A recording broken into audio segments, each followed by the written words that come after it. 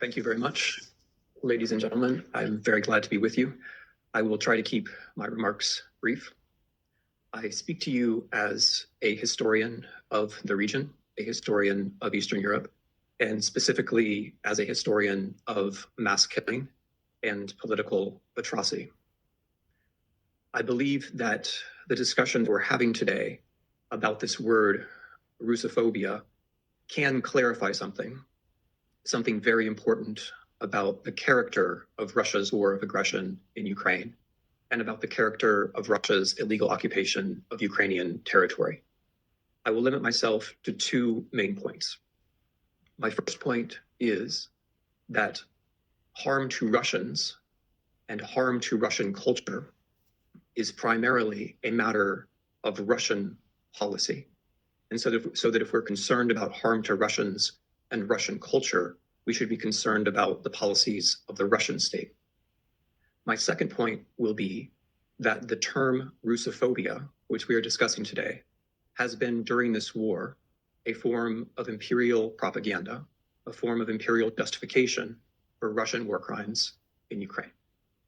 So, beginning from the first point, the premise when we discuss Russophobia is that we are concerned about harm to Russians. That is a premise that I certainly share. I share the concern for Russians. I share the concern for Russian culture. Let us think then of the actions this last year which have caused the most harm to Russians and to Russian culture. I'll briefly name 10. Number 1, forcing the most creative and productive Russians to immigrate. The Russian invasion of Ukraine has caused about 750,000 Russians to leave Russia, including some of the most creative and productive people. This is irreparable harm to Russian culture. Number 2, the destruction of independent Russian journalism so that Russians cannot know the world around them. This too is Russian policy and causes irreparable harm to Russian culture. Number 3, general censorship and repression of freedom of speech in Russia, in the Russian language. And this is an irony which bears noting. In Ukraine, you can say what you like in either Russian or Ukrainian. In Russia, you cannot. If you stand in Russia with a sign saying no to war, you will be arrested and very likely imprisoned. If you stand in Ukraine with a sign that says no to war, regardless of what language it's in, nothing will happen to you. Russia is a country where there's one language and you can say very little. Ukraine is a country where there are two languages and you can say what you like. When I visit Ukraine, people report to me about Russian war crimes using both languages, using Ukrainian or using Russian as they prefer. Number 4, the attack on Russian culture by way of censoring school books, weakening Russian culture at home, the destruction of museums and non-governmental organizations devoted to the memory of Russian history. All of those things are Russian policy. Number 5, the perversion of the memory of the Great Fatherland War by fighting a war of aggression in 2014 and 2022, thereby depriving all future generations of Russians of that heritage. That is Russian policy. It's great harm to Russian culture. Number 6, the downgrading of Russian culture around the world and the end of what used to be called the Ruski Mir, the Russian world abroad. It used to be the case that there were many people who felt friendly to Russia and the Russian culture in Ukraine. That has been brought to an end by Russian invasion, and that is Russian policy. Number 7, the mass killing of Russian speakers in Ukraine. The Russian war of aggression in Ukraine has killed more speakers of Russian than any other action by far. There's no comparison. And of course, number 8, Russia's invasion of Ukraine has led to the mass killing of Russian citizens. Some 200,000 are dead or maimed. And this is, of course, simply Russian policy. It's Russian policy to send young Russians to die in a war of aggression. Number 9, this war also means that a generation of young Russians, those who survive, will be involved in war crimes, will be wrapped up in trauma and guilt for the rest of their lives. That is great harm to Russian culture, and that has been achieved, like all of these policies, by the Russian government itself, mostly in the course of the last year. So if we were sincerely concerned about harm to Russians, these are the things that we would think about. But perhaps the worst Russian policy with respect to Russians is the last one, number 10, and that is the sustained training or education of Russians that genocide is normal. We see this in the president of Russia's repeated claims that Ukraine does not exist. We see this in genocidal fantasies on Russian state media. We see this in a year of state television reaching millions, tens of millions of the Russian population every day. We see this when Russian state television presents Ukrainians as pigs. We see this when Russian state television presents Ukrainians as parasites. We see this when Russian state television presents Ukrainians as worms. We see this when Russian state television presents Ukrainians as Satanists or as ghouls. We see this when Russian state television proclaims that Ukrainian children should be drowned. We see this when Russian state television proclaims that Ukrainian houses should be burned with the people inside. We see this when people appear on Russian state television and say, quote, "They should not exist at all. We should execute them by firing squad." We see this when someone appears on Russian state television and says, "We will kill 1 million, we will kill 5 million, we can exterminate all of you," meaning all of the Ukrainians.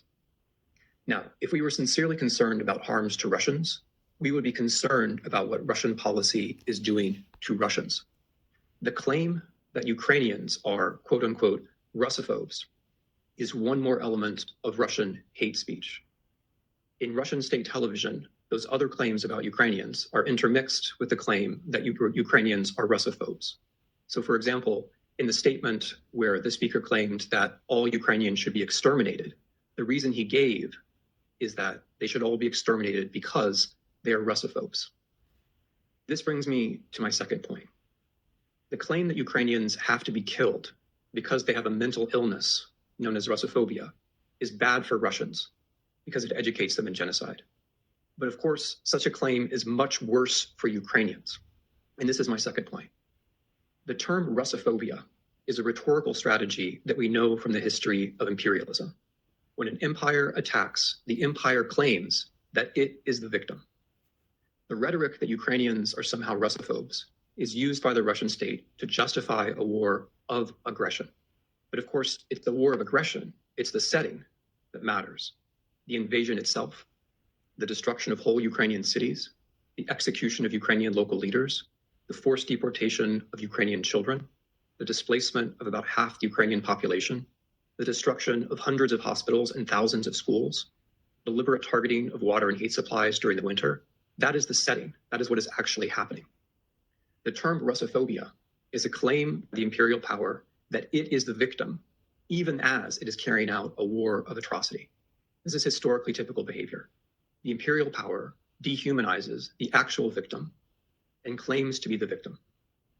When the victim opposes being attacked, being murdered, being colonized, the empire says that this is unreasonable, this is an illness, this is a phobia. This claim that the victims are irrational, that they are phobic, that they have a phobia, is meant to distract from the actual experience of the victims in the real world, which is an experience, of course, of aggression and war and atrocity. The term Russophobia is imperial strategy designed to change the subject from an actual war of aggression to the feelings of the aggressors, thereby suppressing the existence and the experience of the people who are most harmed. The imperialist says, we are the only people here. We are the real victims, and our hurt feelings count more than other people's lives. Now, Russia's crimes can be and will be evaluated by Ukrainian law because they take place on Ukrainian territory and by international law.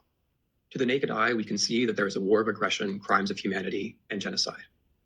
The use of the word Russophobia, the claim that Ukrainians are ill rather than they are experiencing an atrocity, is colonial rhetoric, and it's a part of a larger practice of hate speech. That is why this session is important. In Russia's genocidal hate speech, the idea that Ukrainians have a disease called Russophobia is used as an argument to destroy them, along with the arguments that they are vermin, parasites, Satanists, and so on. Claiming to be the victim when you are in fact the aggressor is not part of the defense. It's actually part of the crime. Hate speech directed against Ukrainians is not part of the defense of the Russian Federation. It's part of the crimes that Russian citizens are committing on Ukrainian territory. In this sense, in calling this session, the Russian state has found a new way to confess to war crimes. Thank you for your attention.